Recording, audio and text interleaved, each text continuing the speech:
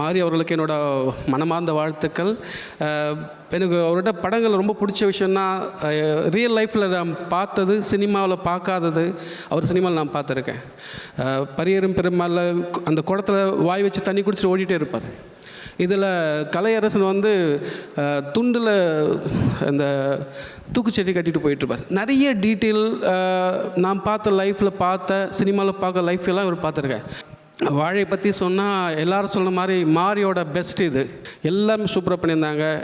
ரொம்ப நன்றி. எல்லாருக்கும் என்னோடய வாழ்த்துக்கள். பெரிய இயக்குனர்கள், மாஸ்டர்ஸ் எல்லாருமே ஏதோ ஒரு பார்ட்டில் தன் கதையை ஒரு படமாக எடுப்பாங்க.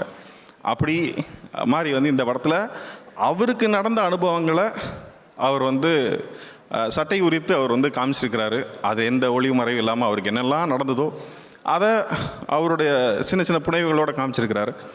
ஸோ இந்த படத்தை பற்றி நாங்கள் எல்லாரும் சொல்லலாம். ஆனால் எப்படி சொல்கிறது, ஒரு தாஜ்மஹாலை பற்றி நம்ம 1000 பேர் 1000 விதமாக சொல்கிறத கேட்டாலும் நாம் போய் நேரில் பார்க்கும்பொழுது இருக்கிற அனுபவம் இருக்கு இல்லையா, அந்த அனுபவம் தான் ரொம்ப முக்கியம்.